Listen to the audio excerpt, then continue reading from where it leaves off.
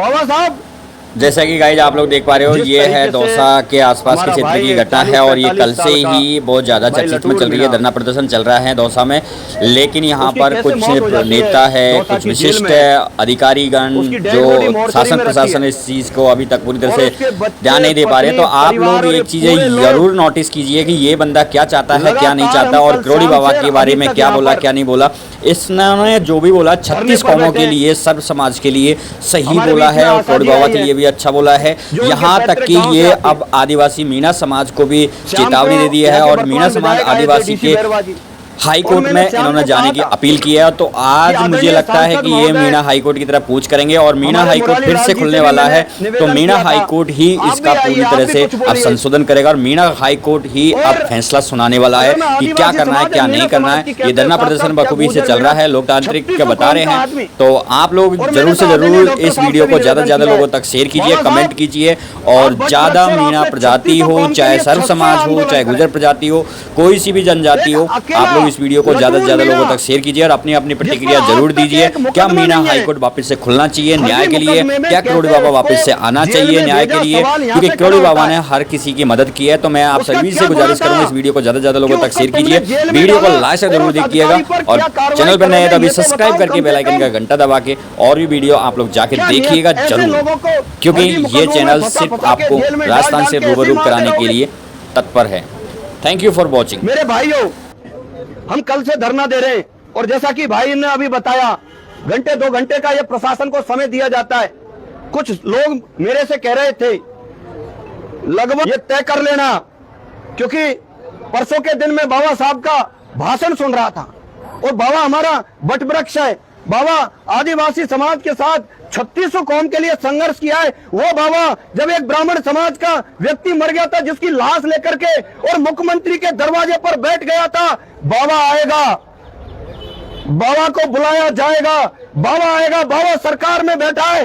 और नहीं तो अगले 1-2 घंटे बाद मैं भाषण सुन रहा था आदिवासी दिवस के दिन, बाबा कह रहा था कि मीणा हाई कोर्ट का निर्माण इसलिए हुआ है कि एक पति, एक प्रेमी और प्रेमिका ने एक पति की हत्या कर दी गई थी।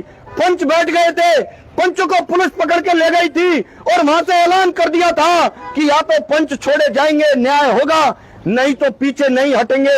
मेरे भाइयों, जब अगर आज राजस्थान की सरकार न्याय नहीं देगी, प्रशासन न्याय नहीं देगा, तो वही न्याय का high court, Meena high court में हम अगले 1-2 घंटे बाद तय करके कूच करेंगे। आप लोग तैयार हो? तैयार। हम कानून हाथ में नहीं लेंगे, हम सड़क पर नहीं जाएंगे, हम कलेक्ट्रेट पर नहीं जाएंगे, मीणा हाई कोर्ट के लिए यहाँ से पैदल पैदल कूच करेंगे। क्या आप सब लोग तैयार हो? सब लोगों को फोन कर दो। प्रशासन न्याय नहीं देगा तो वही न्याय का high court, Meena high court में हम अगले 1-2 घंटे बाद तय करके कूच करेंगे। आप लोग तैयार हो? तैयार। हम कानून हाथ में नहीं लेंगे, हम सड़क पर नहीं जाएंगे, हम कलेक्ट्रेट पर नहीं जाएंगे, मीणा हाई कोर्ट के लिए यहाँ से पैदल पैदल कूच करेंगे। क्या आप सब लोग तैयार हो? सब लोगों को फोन कर दो। और हम वहां जब तक बैठे रहेंगे जब तक हमारे भाई लटूर मीणा को न्याय नहीं मिलेगा। क्या मैं गलत कर रहा हूँ? और शांति से, कानून हाथ में नहीं लेंगे, पैदल पैदल चलेंगे। लोकतंत्र में सबका हक है, सबका अधिकार है और मुझे भरोसा है कि जगमोहन जी भी आएंगे और बाबा साहब भी आएंगे, डीसी मेहरबा आ गया, यहाँ के सांसद मुरारी लाल जी भी आएंगे। तमाम लोग गांवों से चल रहे हैं। आपसे मेरा हाथ जोड़ के निवेदन है, शांति से हम बैठेंगे, बात करेंगे। और प्रशासन से भी मेरा निवेदन है, भाई जेल में मरा कैसे ये तो बता दो। और ये लोग, मैं तो ये कह रहा हूं, ये सरकार इतने हत्यारों की है। मैंने 1 महीने में पूरी पीएचडी की है।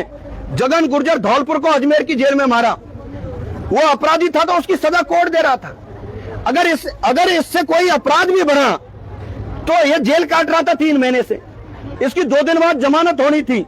ऐसा क्या कारण था कि तुमने उसकी जमानत नहीं होने दी? वो कैसे मरा, ये इसकी जवाबदेही किसकी होगी? उस प्रशासन की जवाबदेही किसकी होगी? और ये ऐसे लोग हैं, जगन गुर्जर हत्याकांड का आज तक पोस्टमार्टम रिपोर्ट नहीं दी इन्होंने।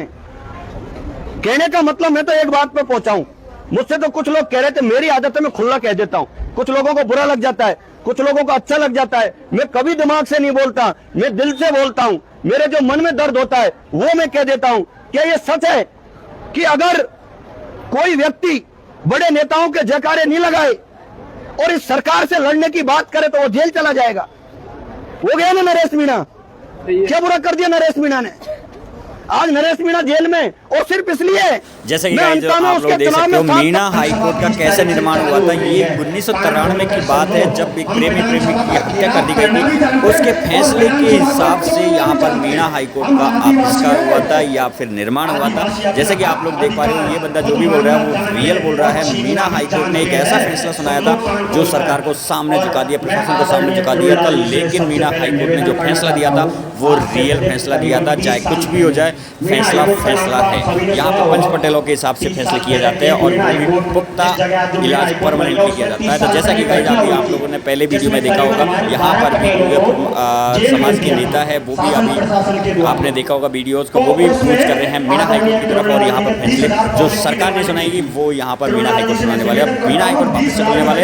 इसकी पूरी रियल देखिएगा किस तरह से इसका निर्माण हुआ था, कौन से सन में हुआ था और कैसे हुआ था। इसकी वीडियो रियल देखिएगा, सुनिएगा हिस्ट्री। चैनल पे नए तो अभी सब्सक्राइब करके हमारे चैनल को ज़्यादा से ज़्यादा लोगों तक शेयर कीजिएगा। और मीणा हाईकोर्ट की निर्माण की पूरी व्याख्या हर लोगों तक पहुंचनी चाहिए, हर सब समाज तक पहुंचनी चाहिए, ताकि यहाँ पर आने वाले टाइम में यहाँ पर बड़े बड़े फैसले और भी हो सके। धन्यवाद। चैनल पे एक चीज़ और याद रखिएगा, कमेंट बॉक्स में कमेंट जरूर कीजिएगा, शेयर करना ना भूलिएगा। ये चीज़ें मोस्टली बहुत इंपॉर्टेंट है, क्योंकि मीणा हाईकोर्ट और सब समाज के लिए बहुत इंपॉर्टेंट है। क्योंकि इस जजम पर जो भी बैठता है वो हमेशा फैसले के अकॉर्डिंग होता है। और किसी भी भाई को अगर जरूरत पड़ेगी भविष्य में, तो यहाँ पर फैसले बहुत अच्छी तरह से किए जाएंगे। धन्यवाद। जिस प्रकार आपने चूड़ी आवास में न्याय दिलाया था पटेलों को, आपने 12 पटेलों को बिना जमानत याचिका के बाहर निकाला था, उसी प्रकार जिस प्रकार हमारे बुजुर्ग पटेलों पर मुकदमे दर्ज हुए उनको बाइज्जत खारिज किया जाए राजस्थान सरकार के द्वारा। आप उस सरकार में कैबिनेट मंत्री हो, यह आपका दायित्व बनता है। आप उस मीटिंग में मौजूद थे, आपके साथ सुरेश सिंह रावत जी भी मौजूद थे। आप भजनलाल जी के कहने पर आए थे। आप या तो भजनलाल जी से कह दो कि मैं मेरे समाज के साथ हूँ, आप लगा लो आपकी सरकार का जोर, या तो मेरे समाज को झुका दो या आपकी सरकार को झुका दो। मैं यही बात कह के मेरी वाणी को विराम देता हूँ। नसीर बाबा की जय। मैंने पहले ही कहा था, है छोटा सा है लेकिन जोश बड़ा मोटा है।